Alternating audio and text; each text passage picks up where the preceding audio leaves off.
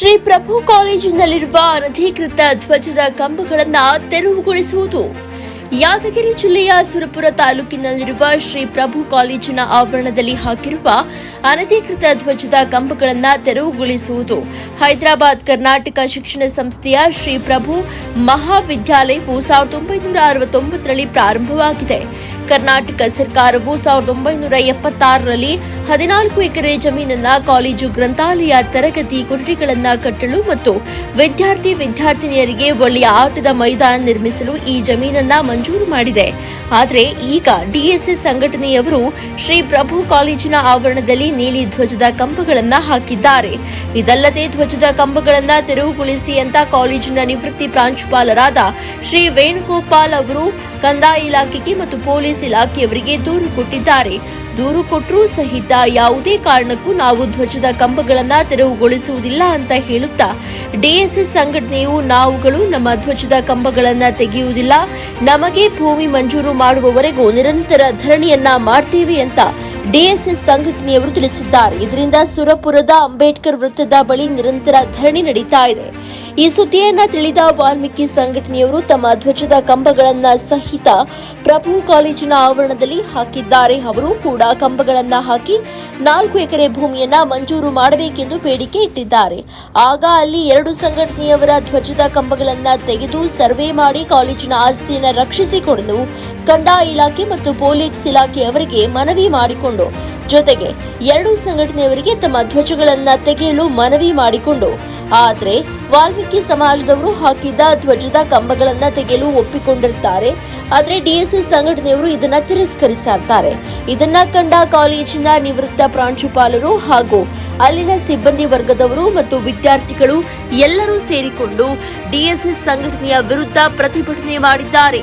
ಈ ಪ್ರತಿಭಟನೆಯಲ್ಲಿ ಮಾತನಾಡಿದ ಹೈದರಾಬಾದ್ ಕರ್ನಾಟಕದ ಶಿಕ್ಷಣ ಸಂಸ್ಥೆಯ ಅಧ್ಯಕ್ಷರು ಹಾಗೂ ಕಾಲೇಜಿನ ಸಿಬ್ಬಂದಿ ವರ್ಗದವರು ಹೇಳಿದ ಪ್ರಕಾರ, ಸರ್ಕಾರವು ನಮ್ಮ ಕಾಲೇಜಿಗಾಗಿ 1976ರಲ್ಲಿ 14 ಎಕರೆ ಜಾಗ ಮಂಜೂರು ಮಾಡಿ ಸರ್ವೆ ನಂಬರ್ 77(1) ರಲ್ಲಿ 3 ಎಕರೆ 29 ಗುಂಟೆ, ಸರ್ವೆ ನಂಬರ್ 7/2ರಲ್ಲಿ 1 ಎಕರೆ 6 ಗುಂಟೆ, ಸರ್ವೆ ನಂಬರ್ 7/3 ರಲ್ಲಿ 1 ಎಕರೆ 13 ಗುಂಟೆ ಮತ್ತು 29/1ರಲ್ಲಿ 1 ಎಕರೆ 14 ಗುಂಟೆ ಮತ್ತು ಗೈರಾಣದಲ್ಲಿ 6 ಎಕರೆ 16 ಗುಂಟೆ ಭೂಮಿ ಮಂಜೂರು ಆಗಿದೆ.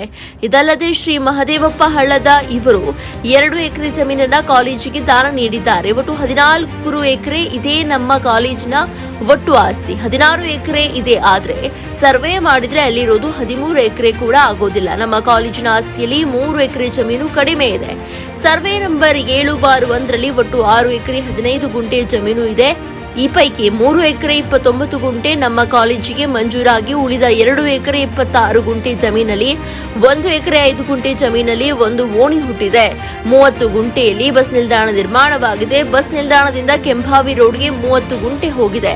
ಅದೇ ರೀತಿ ಬಸ್ ನಿಲ್ದಾಣದಿಂದ ಸಂತ್ರಾಸ್ ವಾಡಿಯಾ ಓಣಿಯಾ ರಸ್ತೆಗೆ 9 ಗುಂಟೆ ಹೋಗಿದೆ. ಈ ರೀತಿ 7/1ರಲ್ಲಿ ಉಳಿದ 2 ಎಕರೆ 26 ಗುಂಟೆ ಸಾರ್ವಜನಿಕರು ಉಪಯೋಗಿಸುತ್ತಿದ್ದಾರೆ.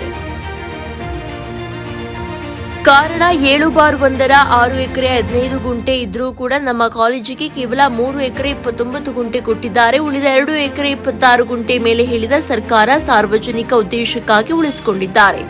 ಇಷ್ಟಿದ್ರೂ ಡಿಎಸ್ಎಸ್ ಸಂಘಟನೆಯವರು ಸಂವಿಧಾನ ಬಾಹಿರವಾಗಿ ಮತ್ತು ಸುಳ್ಳು ಜಾತಿ ನಿಂದನೆ ಕೇಸ್ ಮಾಡುವ ಭಯ ಹುಟ್ಟಿಸಿ ಮೈದಾನವನ್ನ ಕಿತ್ತುಕೊಳ್ಳುವ ಪ್ರಯತ್ನ ಮಾಡುತ್ತಿದ್ದಾರೆ ಹಾಗೂ ಕಾಲೇಜಿನ ಒಟ್ಟು 16 ಎಕರೆ ಭೂಮಿಯನ್ನ ನ್ಯಾಯಯುತವಾಗಿ ಸರ್ವೆ ಮಾಡಿ ಮಹಾವಿದ್ಯಾಲಯದ ಮೈದಾನದಲ್ಲಿ ನೆಟ್ಟಿರುವ ಅನಧಿಕೃತ ಧ್ವಜಗಳನ್ನು ತೆರವುಗೊಳಿಸಿ ಕಾಲೇಜಿನ ಸಿಬ್ಬಂದಿಯ ಮೇಲೆ ಹಾಕಿದ ಸುಳ್ಳು ಅಟ್ರಾಸಿಟಿ ಕೇಸನ್ನ ರದ್ದುಗೊಳಿಸಿಕೊಡಬೇಕಂತ ಹೋರಾಟದ ಮೂಲಕ ಮಾಧ್ಯಮದವರಿಗೆ ತಿಳಿಸಿದ್ದಾರೆ.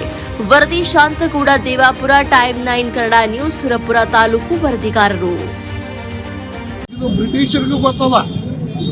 ಬ್ರಿಟಿಷರು ಬಿಟ್ಟೋಗ ಹೊತ್ನ್ಯಾಗ ವಾಲ್ಮೀಕಿ ರೆಜಿಮೆಂಟ್ ಮಾಡಲಿಲ್ಲ, ಗೋರ್ಖಾ ರೆಜಿಮೆಂಟ್ ಮಾಡಿದ್ರು, ಸಿಖ್ ರೆಜಿಮೆಂಟ್ ಮಾಡಿದ್ರು. ವಾಲ್ಮೀಕಿ ರೆಜಿಮೆಂಟ್ ಮಾಡಂದ್ರು ಬೇಡ ಅವ್ರು ಭಾಳ ಸ್ಟ್ರಾಂಗ್ ಆರ, ನಮ್ಗೆ ಬಿಡಲ್ಲ ಅಂತಂದು ವಾಲ್ಮೀಕಿ ರೆಜಿಮೆಂಟ್ ಮಾಡಿಲ್ಲ. ನಾವು ಬೇಡ್ರು ಏನು ಬೇಡಲ್ಲ ನಾವು.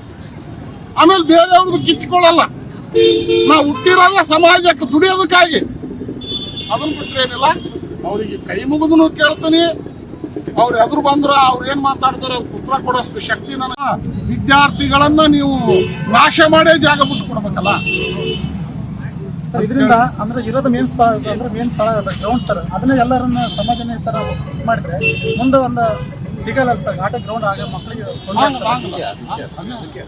ಸರ್ 2 ಎಕರೆ ಕೊಡ್ರಿ ಅಂತಾರ, ಇವ್ರು 2 ಎಕರೆ ಕೊಡ ಅಂತಾರ, ನಾಳೆ ವೀರಶೈವ ಸಮಾಜದವ್ರು 2 ಎಕರೆ ಕೊಡ ಅಂತಾರ. ಎಲ್ಲಾ ಜಾತಿಯವ್ರು ಕೇಳಿದ್ರು ನಾವು ಒಡೆ ಹೋಗ್ಬೇಕಾಗ್ತದೆ ಕಾಲೇಜ್ ಬಿಟ್ಟು. ಎಲ್ಲಿಂದ ಕೊಡಮ್ ಜಾಗ? ಈಗ ಹೇಳಕತ್ತಾರ ನಿನ್ನೆ ನಾವೊಂದ್ ಗಂಡ ಹಾಕಲಾರ ತಪ್ಪು ಮಾಡಿದೀವಲ್ಲ. ಅವ್ರು ಏನ್ ಹೇಳ್ತಾರ ಅಂದ್ರೆ ಇನ್ನೊಂದ್ ಮಾತು, 2 ಎಕರೆ 26 ಗುಂಟೆ ಅದ, 1 ಎಕರೆ 13